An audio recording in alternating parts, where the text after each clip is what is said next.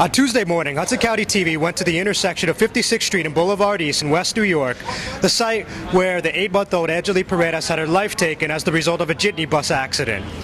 Local officials, including Mayor Felix Roque, North Bergen Mayor/State Senator Nick Sacco, Congressman Albio Sires, Hudson County Sheriff Frank Schillari, Weehawken Mayor Richard Turner, and many more, all joined for a press conference to discuss what could be done at the federal, local, and county level to make sure these kind of tragedies don't happen in the future. Sacco is one of the most vocal politicians on hand in terms of voicing his opinion on who should be held accountable and how harsh penalties should be for irresponsible drivers.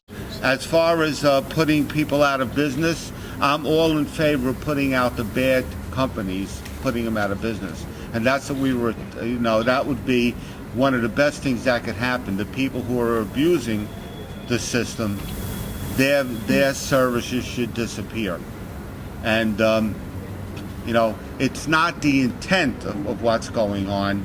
The intent is safety. But if they're habitually unsafe, they shouldn't be on our roads. Congressman Sires shed some light on what could be done to ensure pedestrian and passenger safety at the federal level. I intend to meet with the Federal Motor Carrier Safety Administration, and I want to find out exactly who is responsible for enforcing some of these laws. And what can we do? What can we do to work in coordination with the state? What can we do to work in coordination with the county and the municipalities? Why is it that some of these buses with such a horrible record haven't been removed off the road? So we'll be working on that. Senator Menendez and I were working on that. Additionally, Assemblyman Charles Mainor let the various media outlets on hand know that he is sponsoring a bill that would impose stricter guidelines on what type of vehicle is considered a jitney bus and what type of vehicle is not. Well, this bill would require that each and every one of these drivers stop hiding under the auspice of jitney, because they're not jitneys. A jitney is 20 passengers or less, and if you see the buses out there, they're all 35 passengers, 20 or more, which means that they're not following the guidelines of the right type of licensing, right type of training, the right type of insurance, and our safety is at risk, and we need to end that right here, right now. Hudson County Sheriff Frank Schillari then spoke about what measures are being undertaken by his department to make Hudson County a safer place to travel. Let's clear one thing up, though. We're not just targeting jitney buses. It may have come out that way, but we're targeting all buses, all trucks, all cars, taxi cabs, limousines. Anybody that's violating motor vehicle statutes, our officers are on the lookout for. So all motor vehicles? All motor vehicles. But the biggest offenders are the jitney buses, commuter buses, even line buses. We catch the line buses, which I refer to New Jersey Transit or major bus companies.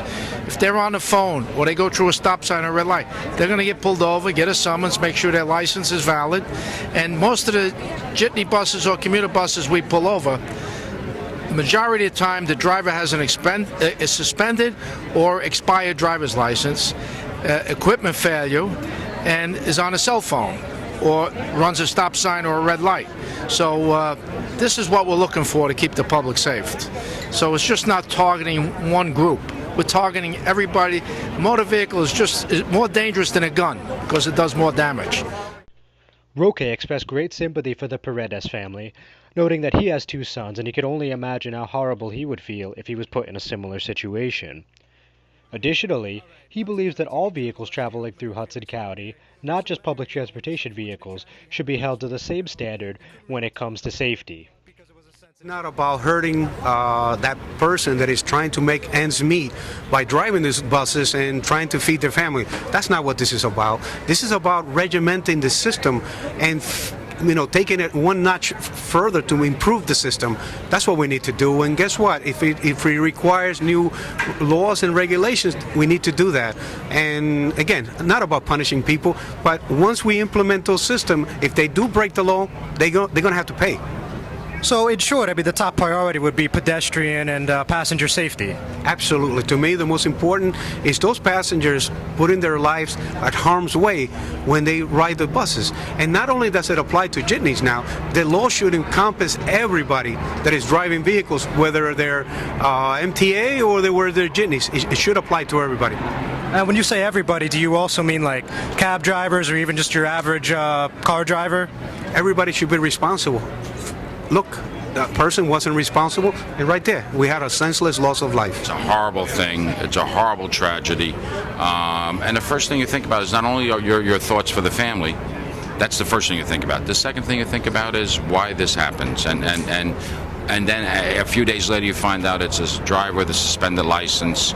At first you don't know what caused the accident. But as time goes on, you find out the driver shouldn't have been driving, maybe the vehicle had issues, the company has lots of issues.